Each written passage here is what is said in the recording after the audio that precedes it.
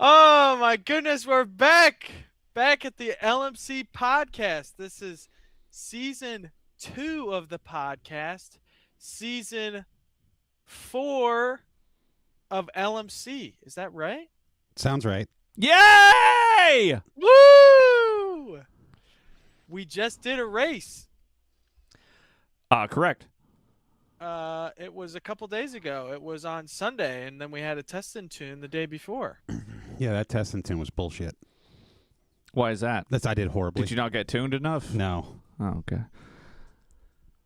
So, for some reason, we're back.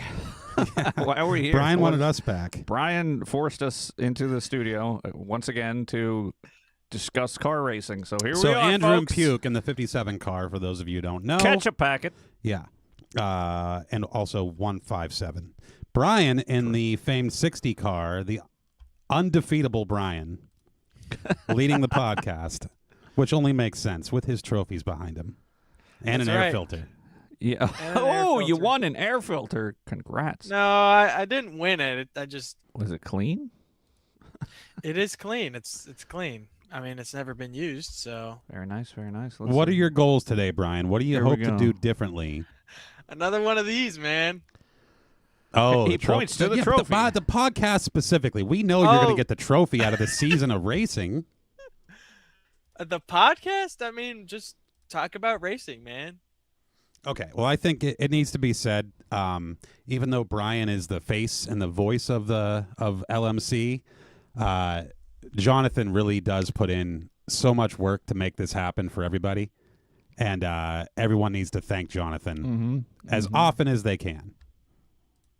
He does do a lot of work. Just buy him free hamburgers. Just show up. Everyone should show up to the next race with hamburgers in hand for Jonathan. He should have so many Culver's Deluxe burgers, he can't even think straight. Yeah, out of all the restaurants we could race next to, it has to be that one. It's not the worst restaurant in the world. It's far from the best. Well, okay. What do you consider the best? I would rather it be a Sheetz. Imagine if a Sheetz was next door. Okay, well, now you got me. Yeah. That would be amazing. Are not that good. I can't mute my computer. I apologize. I was looking for drops. Puke muted you, Brian. Okay. For Jonathan! You can't do For that. Jonathan! Okay, but you can't do that because Brian has to be boosted. Yeah. Sheets, gas station of any kind, Yeah. a Walmart, which is actually like a block away, but it's not walkable. Who wants to go to Walmart during a race? I want walkable Walmart. Walmart. I'm just saying, like, we could have better options, that's all. But also, we're looking a gift horse in the mouth because, I mean, this year we have 2 less racetracks than we used to, or venues, I guess. One was a large parking lot, and the other was an actual beautiful racetrack called Pit Race, which is now gone forever. Yeah. It's so sad. Rest in peace. It is, but the upside is we don't have to mix the LMC class in with Oh, okay.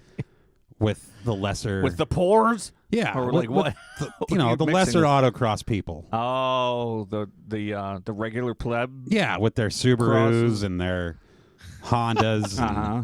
Maybe a GTI, Yeah. a Ugh. BRZ, Yeah. a Porsche, Yeah. Ugh. a Mustang, Ugh. a Chevy. The something. S5. Yeah. Ugh. Just watching understeer nonstop. That's horrible. It's painful to watch. No, the LMC only events are always better, right? Because you kind of know everybody. I mean, this year there's new people, but you sort of know everybody, and they just run a lot better. And again, credit to Jonathan. He runs a good event. When other people run events, you notice how much worse they are. Yeah. And this is from Yeah. somebody who's run events before. This is true. Yes, they are good events. It is fun. We have, I think, the most people this year of ever. Considering the LMC is like newish, right? So it's the third full year, fourth He full just year. explained this. He did say fourth, but Were I you don't here for remember. the beginning I of guess the 'cause show? I did like one race in the first year, or maybe it was the second year. I don't even remember. Anyway, no, I'm not here mentally. I'm checked out completely. I was thinking of clapping noises to find. But yeah, what do we have? 60 participants? Yeah, what are Sunday? the numbers, Which is- Brian?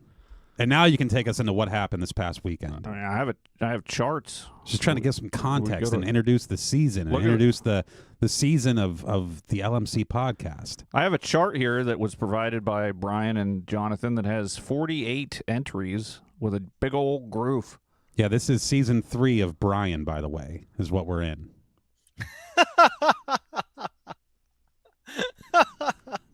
It couldn't happen to a nicer guy. As much shit as I give you, we are all happy for you. Oh my God, I can make it full Thank screen. you. And it is very impressive, yet extremely frustrating. This is going to be hard to zoom in on, but what do we got here on the graph itself? We have Brian and Jonathan being compared, and something called Pauly Dot Brian, Pauly Dot Okay, Jonathan. let's back up. Brian, tell us about Test and Tune. Oh yeah. Test and tune. So the morning they tried out the timing system for the, I guess, LMC one. They tried it out. So What does first that 6 mean? runs in the morning were the You mean like the- the style we did where it was called endurance or something? Where yeah, all they ti- were the endurance style. Okay, so all times, every lap was added together. Yep. And for the Okay. 1.5 of you listening that don't have any idea what we're talking about, at Why auto- are you listening then? yeah, that. And at autocross, you get a certain number of attempts to set a good fast lap, and your fastest lap that's clean is your time that you compare to everybody else's. This first event, though, was what's called an endurance event, where all your times total together. So normally you have an opportunity to get to know the track and have some throwaway laps until you set a good one. Hit But a cone maybe. yeah, or you hit a cone, you blow your lap, which is effectively blowing your lap. But in this case, every lap counted, and you didn't necessarily need to be the fastest. You needed to be fast yet consistent. Yes.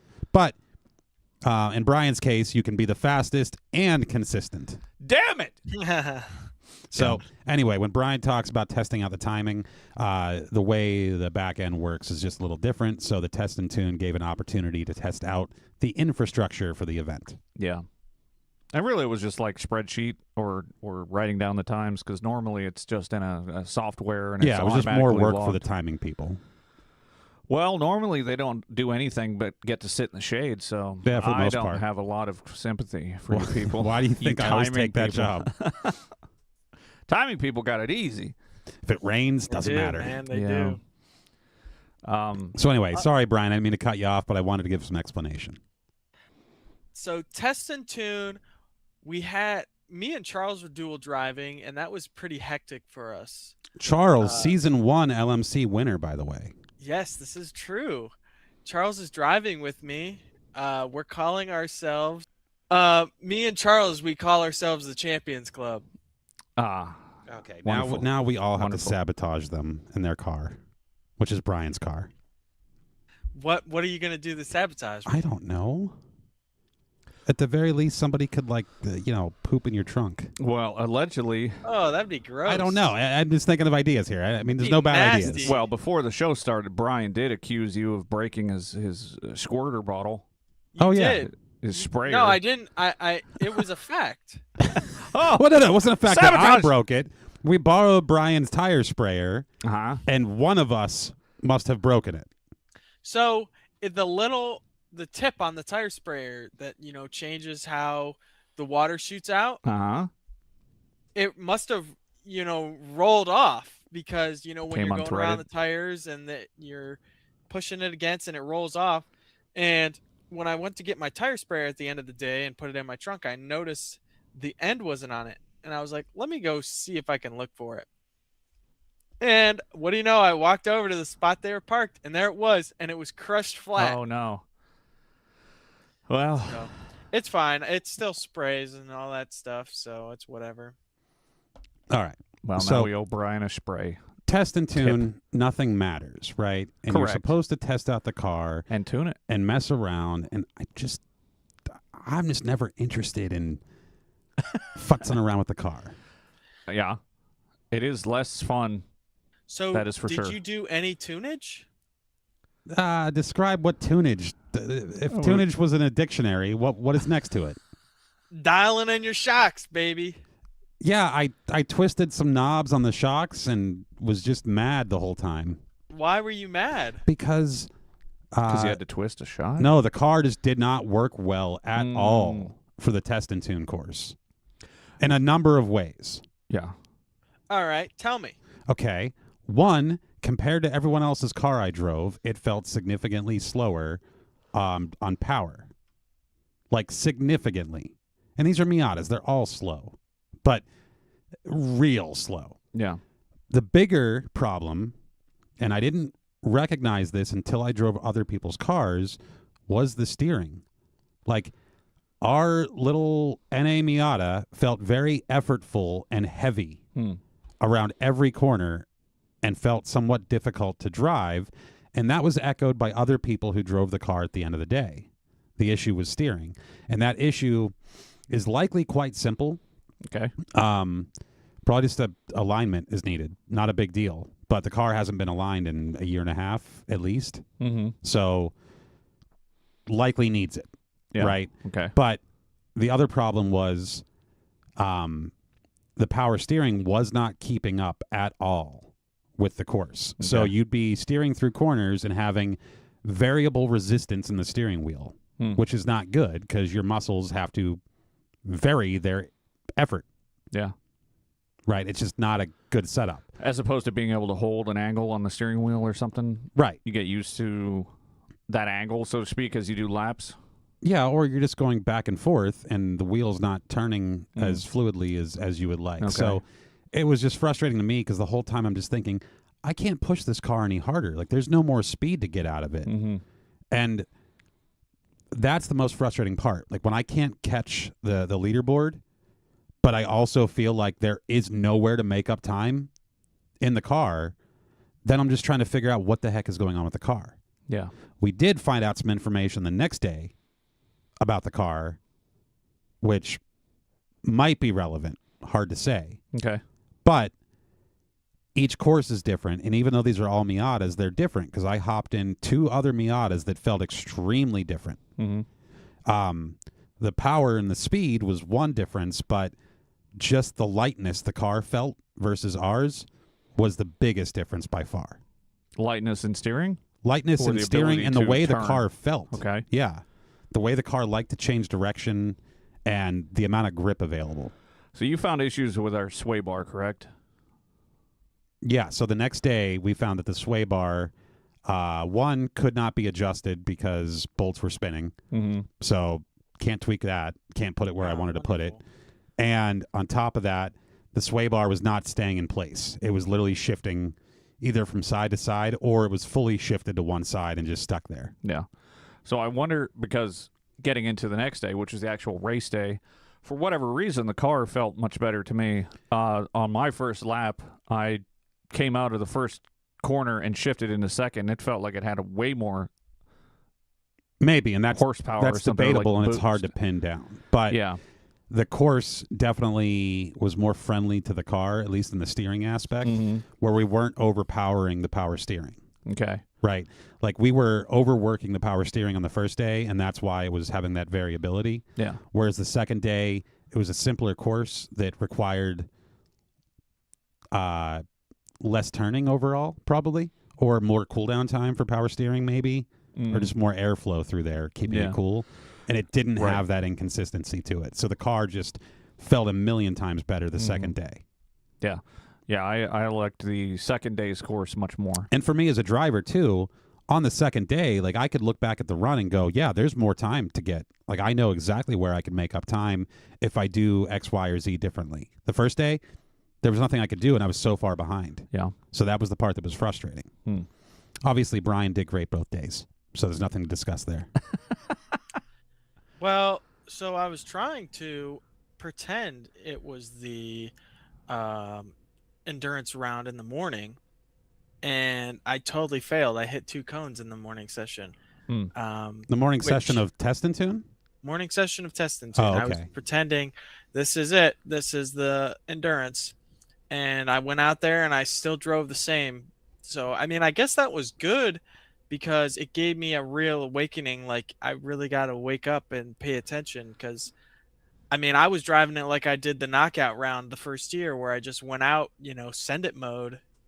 Yeah. And I really had to pay attention and get out of send it mode and get in. All right, let's just, find a groove, stick to it, and, keep chipping away the time instead of going, all the way nuts on the dash, hit a cone and figure it out later. Mm-hmm.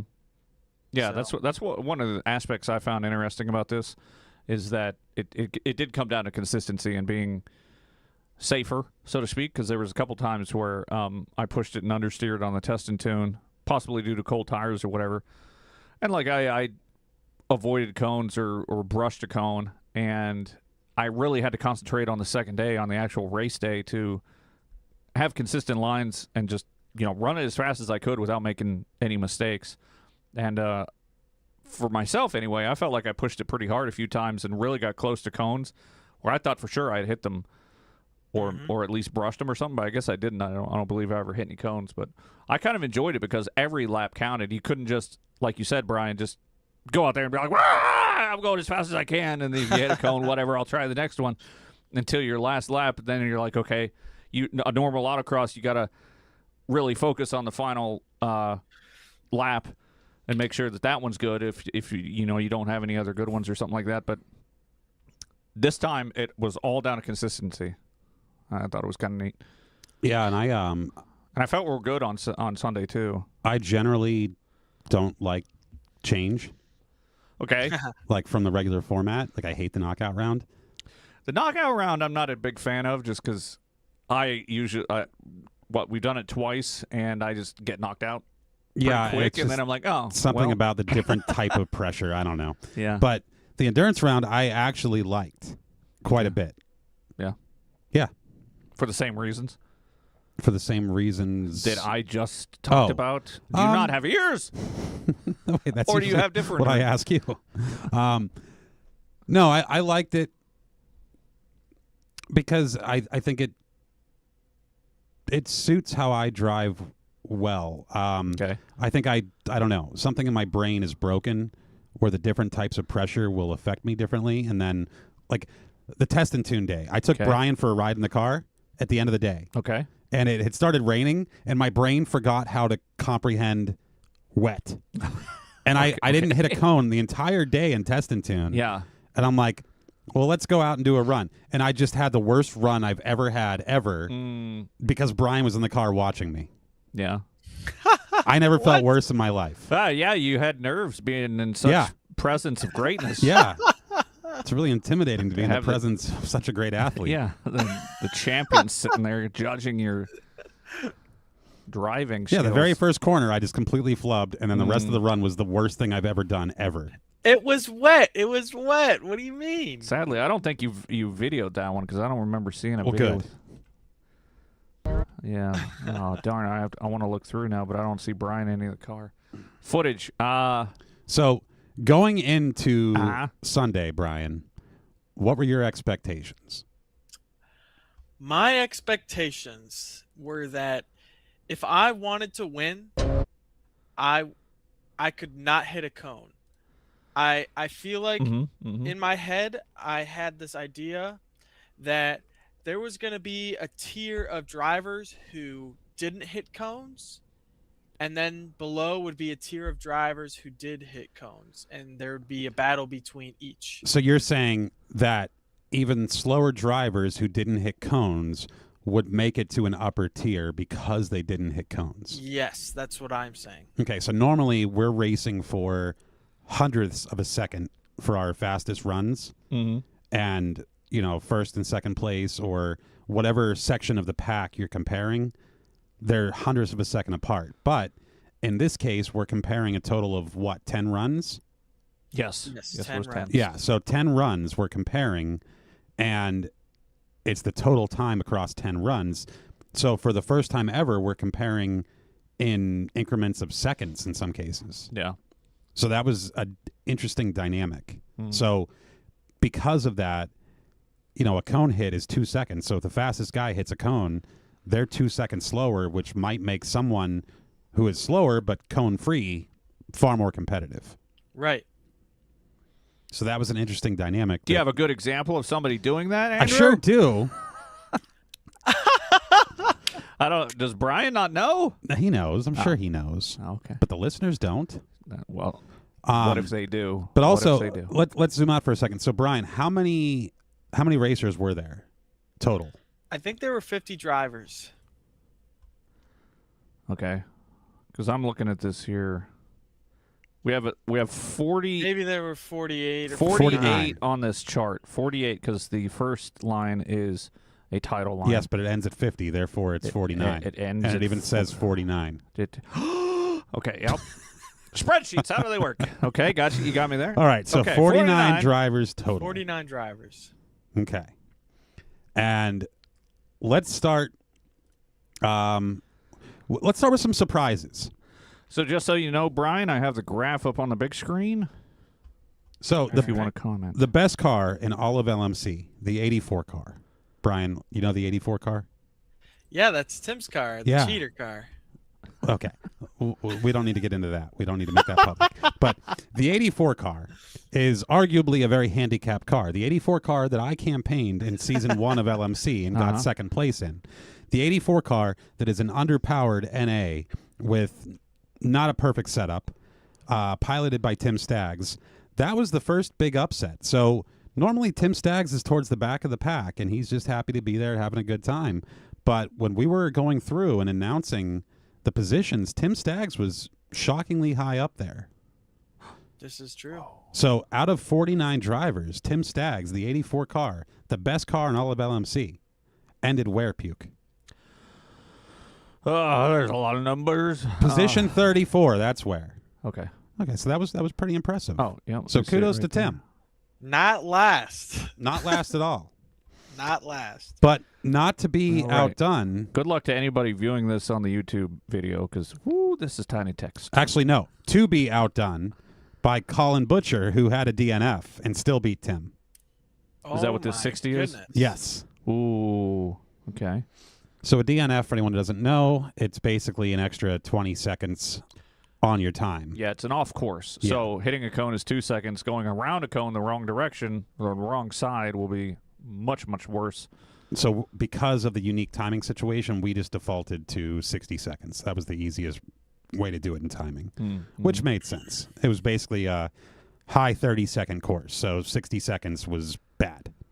Yes.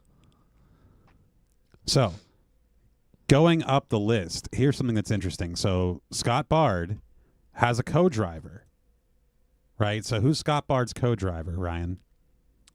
Bobby Batico. Okay. Ooh, right. Scott Bard was outdone by his co-driver by a few positions. He was. So Scott was 25th and Bobby was 21st. Mm-hmm. Are there any other co-driver upsets? Let's see here. Lisa is a co-driver. She did not do better than Jonathan. I am a co-driver. Did not do better than you. Charles is a co-driver, did not do better than Brian. Yeah. 159. Who's number 59? So we have 159. I'm looking for 59. Ooh, Michael McSteen. Oh, so Michael's son did better than Correct. Yes. This than is the true. father. Son Aiden. Oof. Okay. Upset. So where did you end up, Puke? 10th, surprisingly, to me. Woo! Is that your first time in the top 10? He's been in the top 10 a million times because there used to be fewer competitors. Yeah, I feel like in the second year, I had a few races where I was like, Fair enough. Fair enough. top 10 for sure. Like, I feel like my best ever position was like an 8th. No, or something. you've been like fifth before, I think. Okay. Yeah. There's always a pretty tight competition between you and Logan and Lisa. Correct. Yep. Yeah. Yeah, we're sort of like the mid pack of our time frame. I don't know how you'd say that, but yes. Well, unfortunately and, for you, sometimes I pull out a hero lap. Unfortunately for you, Uh-huh. you lost to Logan by 7/100ths. Where are you seeing that? Or are you just doing math in your head Yes. based on a total somewhere? Yes. Average total time, delta, fastest. Yeah, there's a lot. Oh, there's a lot. Even though you had a faster time than Logan. Yeah, what was my best time? This 38.665? Yep. But Logan's interesting because Logan comes out swinging in season 4 with a new car. Yeah. Very consistent times, though. Very much 39s, 140, 41, then back to 40. So. And I think we need to watch Logan because Logan was driving the John Deere in the past. And you could watch Logan and the way he drives. What? The John Deere? Yeah, the tractor car. Because of its color scheme? Yeah. Gotcha. Okay. I thought maybe it was a special livery. It was a special livery. The John Deere It was tractor. the green and yellow, man. Yeah. The John Deere. Well, technically, the livery was like his photography business, but I didn't remember it being. No, the green and livery yellow. was the previous owner of the car who made it look like a John Deere, and then Logan bought the car, Okay. which looked like a John Deere. Gotcha. So the livery continued through multiple owners. Okay. But the 38 car, Logan Citriglia, the John Deere is retired, and now he has a Ryan Hyler duplicate-looking car. And that So- it's the color white. It's white, and it has a white hardtop, and it looks exactly like Ryan's car. But he does have some very excellent livery based off of the video game Counter-Strike. Oh, really? Yeah. Oh, I he don't has know a that. he has a. I am vaguely familiar with that video game as a first-person shooter, but anyway, his livery is pretty cool because there's a lot of details. He's got like little it is very icons cool. all over the place. The more you look at it. It's subtle, but it's it's cool to look at for sure. I like it a lot. Well, Logan has this ability to really drive the car, and I think when the car ends up matching Logan's ability, he's going to be a force to be reckoned with. Okay. Yeah. Because I've watched that carry over between the old 38 car and now the new 38 car, which is far from optimized for the series. Oh. Okay. So once he gets optimized for the series, he might be a pretty strong contender. Okay. I'm just saying. It's one to watch for, huh? Yeah, but you're neck and neck with them. Well, So at least in this. that should be your target. particular- But you normally are neck and neck with Logan. Okay. Yeah, I'm actually surprised Lisa is down there much lower than I am, but she got 16th. Because normally our times are pretty similar, but yeah. All right, I'll have to keep an eye on Logan. But normally in a normal event, I might pull out like a hero run, but a lot of times I struggle with often understeer, it seems, is an issue. Yeah, you like to just turn the wheel sharper when you encounter understeer. Yeah, because I want it to steer more. It is the natural tendency. Doesn't help. All right, so top 10. Any comments on top 10, folk? So, for those that don't know, we were talking about cones. Andrew did hit a cone. All right, Although let's talk about a different Andrew first. I don't actually see it indicated on here. Shouldn't it be indicated? No, it's or I not guess it would indicated, just be it's just in the added 2 time. seconds, so probably that's what Yes, this that's what 40 the second worst is. time of the day was by far. So, Andrew Rinninger has basically a fresh car. It is fresh. Well, okay. It's 30-year-olds fresh? So it's a fresh turd. It's a fresh droppings. Well, it Is that does based- have Is that based on the his... second best livery Oh. behind I behind think Tim it's pretty Staggs. good. I think there's a few other that are really good. I don't know. I like the subtle Mario Kart livery. It is cool. I like the Mario Kart stuff. Is the turd based on his license plate where he has TRD on there? No, he called it a fast turd because it was a turd. Oh, okay. And now it's a good turd. I guess so. It's a polished turd. Yeah, the Mario Kart livery is great. The scheme is or the livery is like black with dark gray accents and then a maroon soft top. Which fits excellent. the soft top. Yeah, that's Yeah. super cool. Yeah. It's excellent color scheme. But Very that nice car work is he's had great. done. I got Yeah. to drive that car at the Test and Tune Okay. where I went, oh, my car drives like a turd compared to this one. The real turd. Yeah. So I think we need to watch out for Andrew because he is pretty competitive, Okay. and now he has a car that's going to be competitive. So he landed in 7th place. Mm-hmm. So I'm just saying, keep an eye out. Will do. Anybody in the top 10, really. Even Puke. Nah, I'll make sure to fix that. Joe Murphy, Charles White. Charles White. Uh-huh. Charles, I got an opportunity to watch his video. Okay. He started very slow. He was being very cautious. I don't know about that. Charles's Yes. first time is He was- faster than the 5th place guy. Well, okay. When I say he started very cautious, like his braking zones were very easy. he was not pushing super hard through the corners. And then he started to ramp things up. And he got more comfortable with the car. And at the end of the day, he seemed to be doing pretty good. He seemed to be a lot more comfortable with the car. We did a lot of, I guess, suspension dialing in the day before, and we kind of landed on our setup for the day of the endurance. And yeah, I'm happy with how Charles did. I think Charles is happy that he's in a car that turns again, according to him. That's what he said. Oh, that's handy. Well, speaking of that, this is, I think, an important note. So our car, the 57 car, on Saturday, when I was frustrated with the car all day long, Ryan Heiler hopped in it, went for a run, and then he played with the suspension and went for another run and said, that's better. Okay. So then all day Sunday, didn't touch it. Yeah. Left it alone. Someone else just said, that's better. And I went, I believe you. Oh, my goodness. And I did not mess with it the entire day Sunday. What if he had, cut our brakes or something? He might have. But that's about how much thought I put into the suspension setup. Yeah.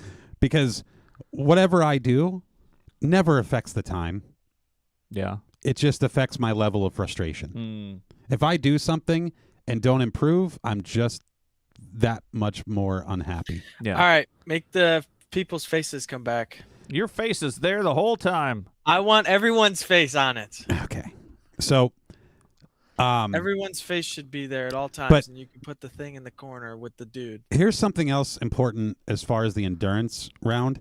This is tough, and I don't know how you solve this, but when we think about the top 5 or 6 people, we're in different run groups. So if you look at the first run time of the day, right? Charles, 39.98. Okay. Then 5th place, Joe Murphy, 40.241. The difference here is Joe was in the first run group where you and I were in. That track was wet. Wet and cold. And objectively much slower than the track that Brian and Charles and Jonathan and Ryan and everyone else fast got to run in their first session.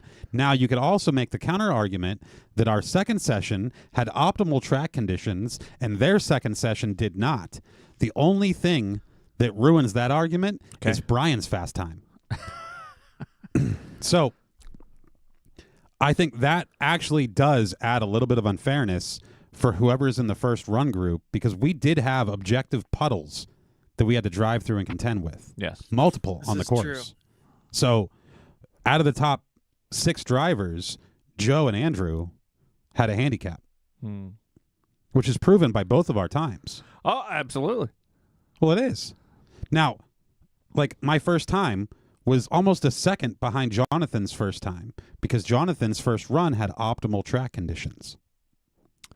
Joe's first time was almost 2 seconds behind Jonathan. Okay. Just saying. Well, it's important to know because I don't know how you solve for that. That is going to be infinitely difficult considering that these are individual time trial laps and weather is a factor. Unless you can predict everyone in the top group and make sure they're all in the same run group. Yeah. Maybe that is a suggestion you should make. But logistically, it doesn't make a lot of sense, or it's difficult to do. Is it? Yeah. And for me... Well, if it's only 5 drivers, is it that difficult?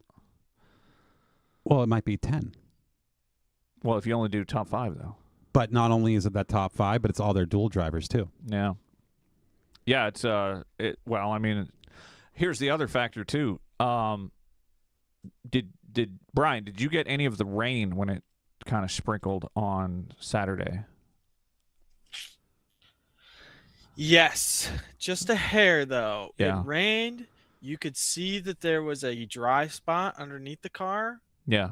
And then probably within another 10 minutes, the dry spots were gone and everything looked perfectly fine again. Right. So my point being is that they got some wetness too. But that was a day that didn't count. Okay. My point being is that sometimes shit happens. But it didn't count. What are you going to do? What are you going to do? Right.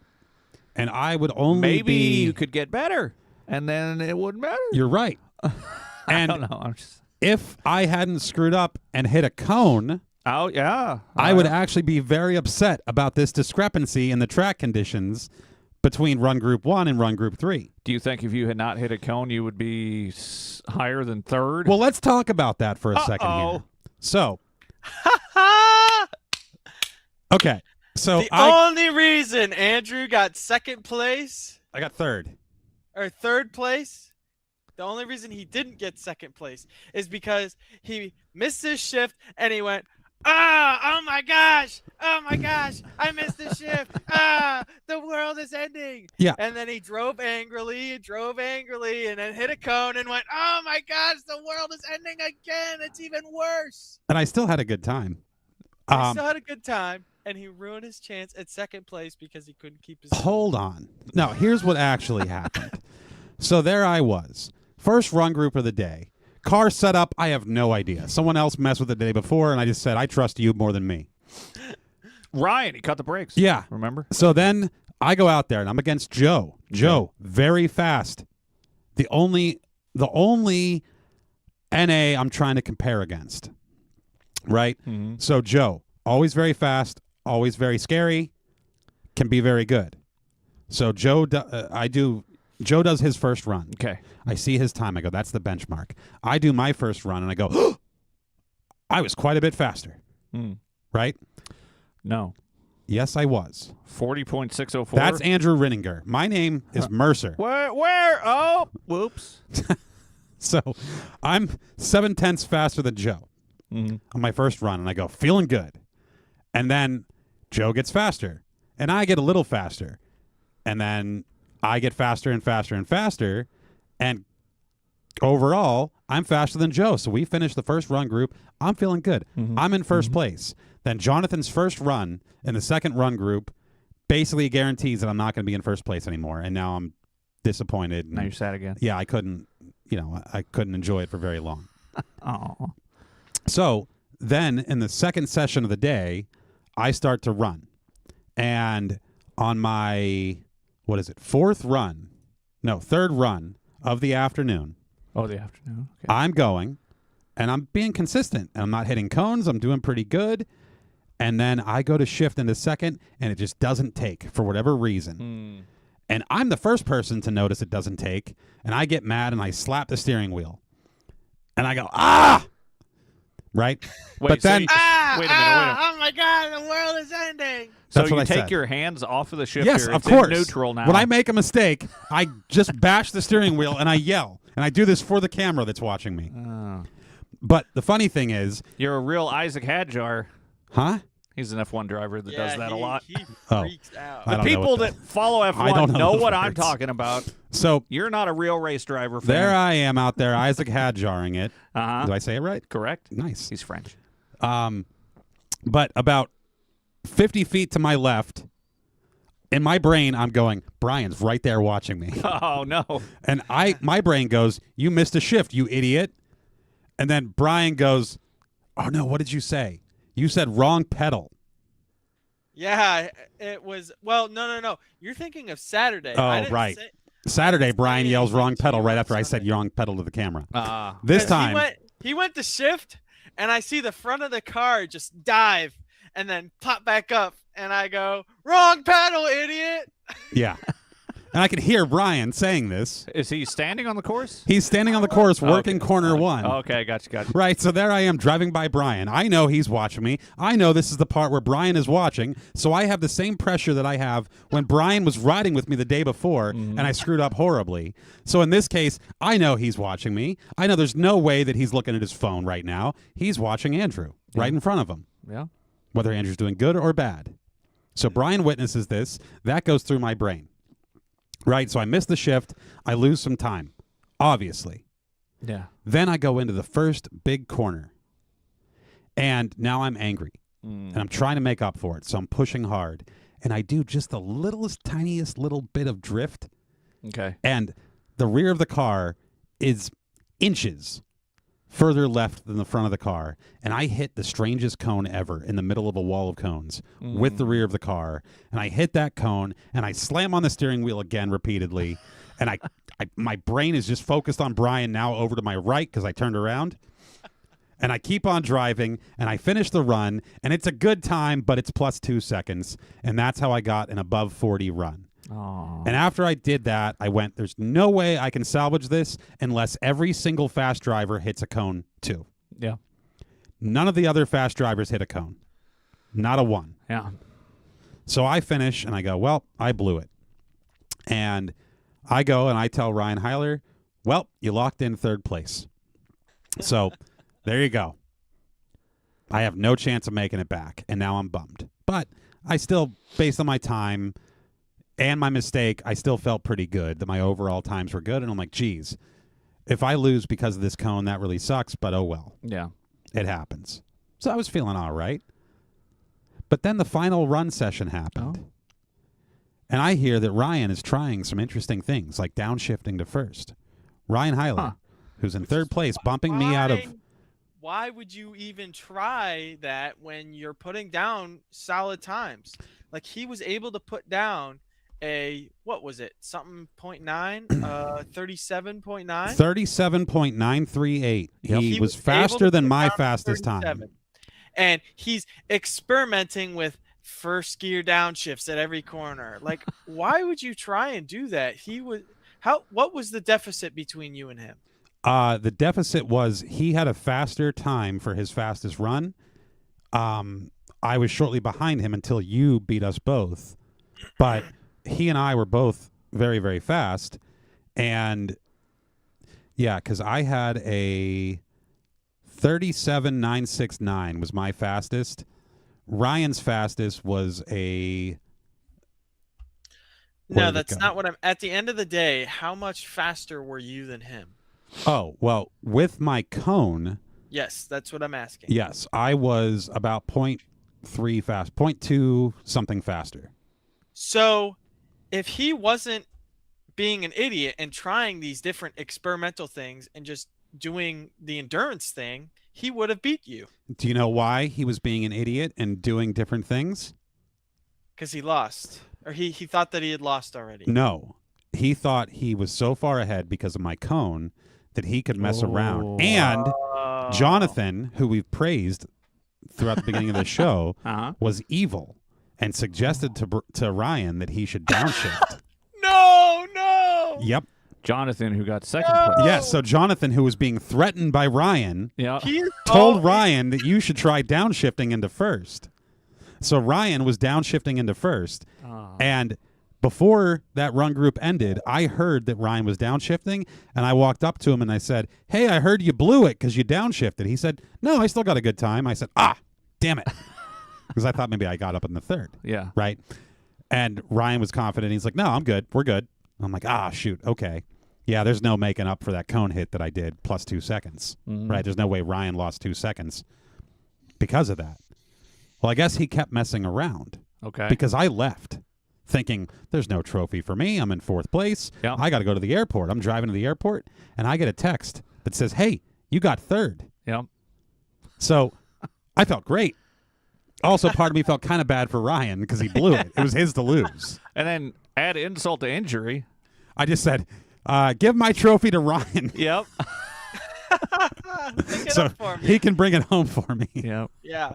But, yeah, so Jonathan was consistently fast, didn't have anything in the 37s. He didn't have any crazy fast runs, but he was just consistently very, very quick and ended up upsetting both me and Ryan. Yeah, he never got into 37, just a bunch of consistent 38s and a 39.219 for the last run. And in my brain, His worst. up until today, when we looked at this chart, Uh-huh. I just went, geez, if I hadn't have hit that cone, would I have gotten first?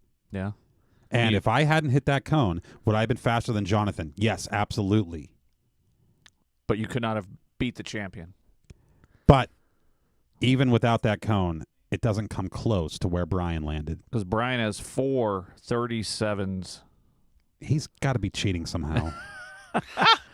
Can I also mention at this time, folks watching the YouTube channel, we should give a shout out to Brandon for making the trophies. You can see it in the background, the little cone trophy.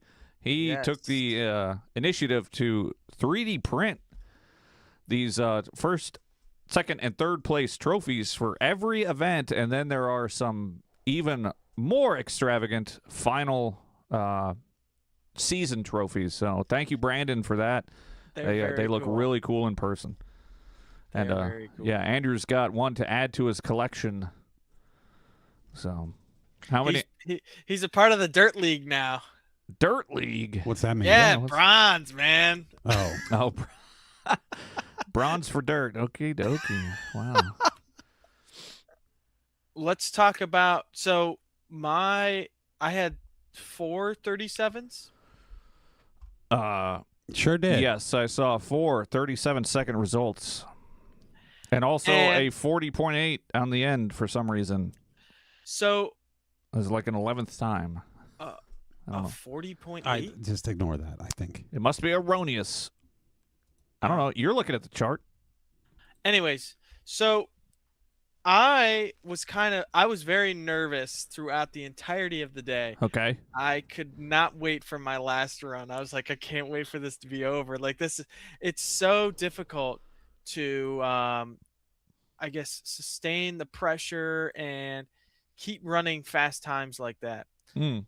And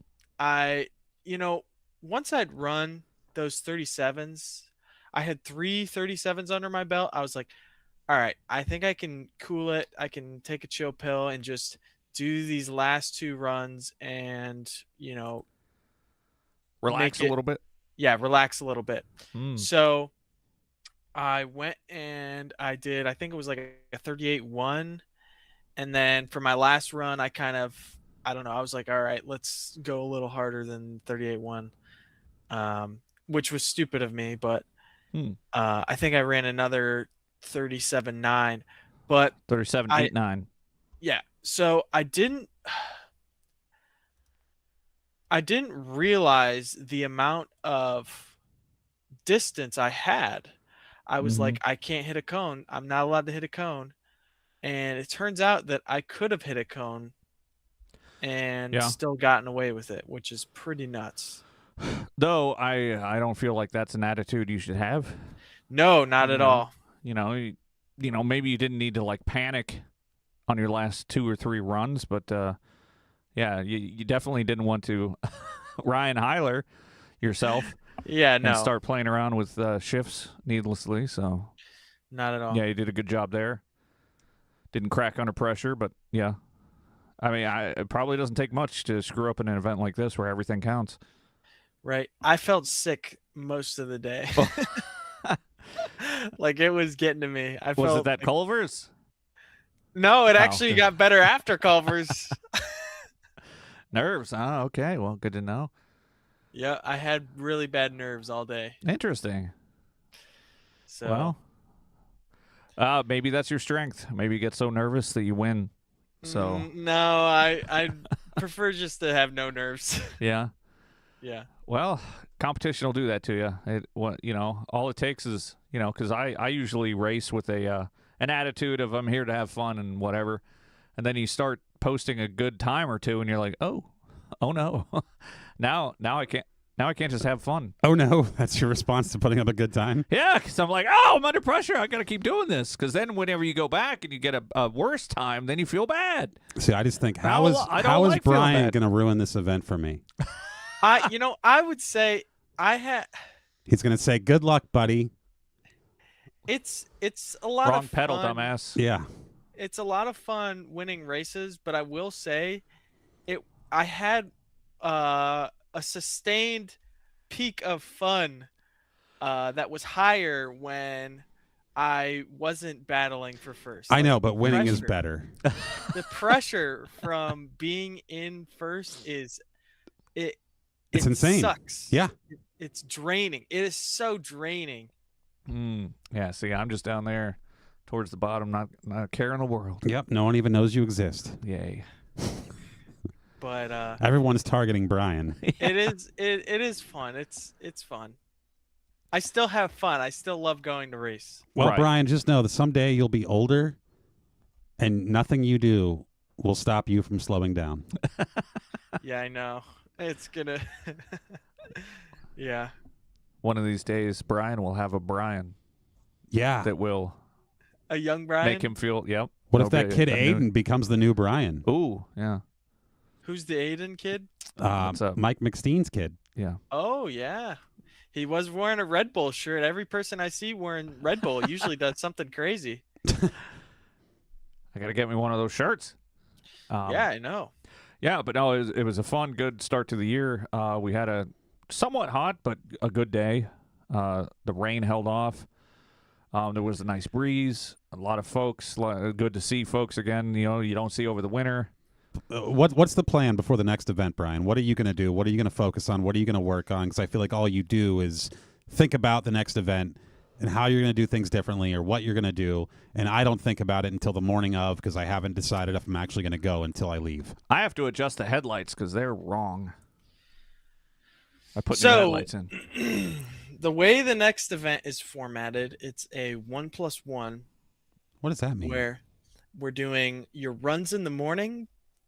So your fastest run from the morning Oh. plus your fastest run from the evening. So it's like national tour style.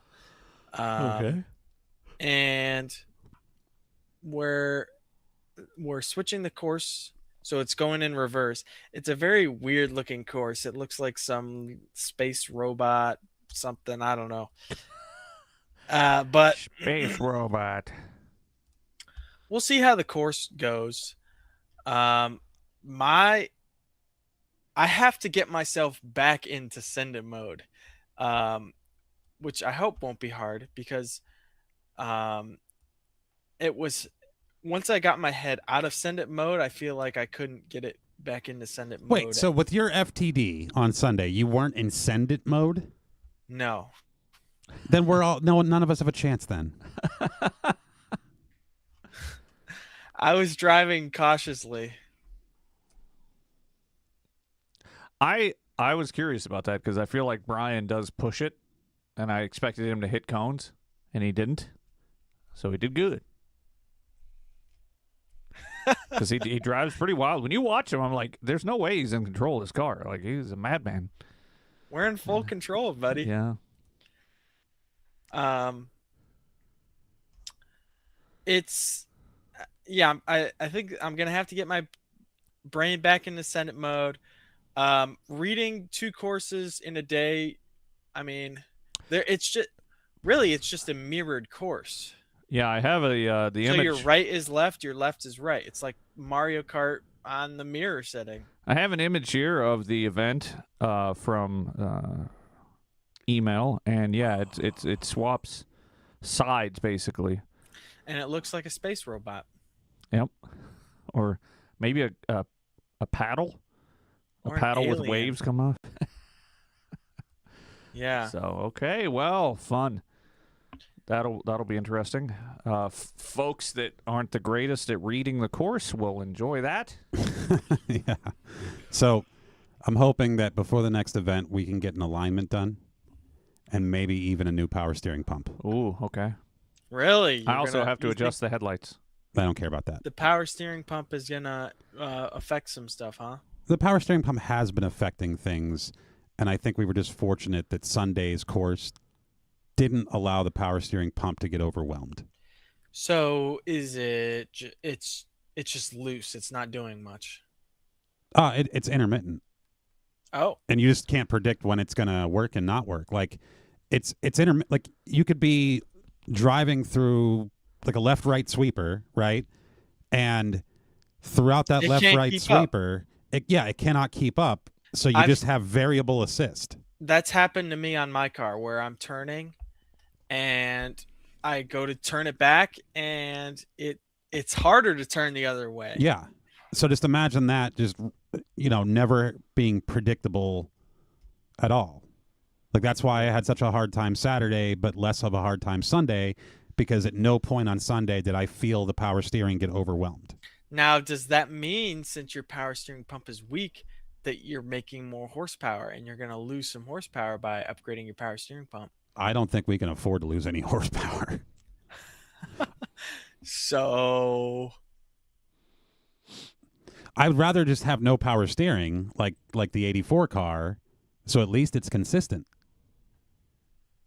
do you think you're going to try and depower the rack, or are you gonna? You know what? Maybe we'll do that. Maybe I will find a non-power rack, not a depowered rack, but a non-power factory rack with a slower ratio, and just go with that. How fun will this be to drive 2.5 hours every time? You won't even notice. It's not bad. You won't move. notice at all. If I didn't tell you, you would never know. Oh, okay. It's only noticeable in parking lots. Yeah, you would and only so, like, notice the it when you're grid. sitting still. Okay. Okay, let me ask you this. Did you notice, are you capable of noticing on No! Saturday, did you notice when the power steering was working or having trouble? No, I have no idea what you're talking about. Exactly, so I shut didn't up. feel any of this stuff. But I had power steering. So Partial. as far as I know, yeah. Exactly. So I could put a manual rack in there and Yeah. just not tell you, and as long as you didn't try and turn it when sitting still, you would never know.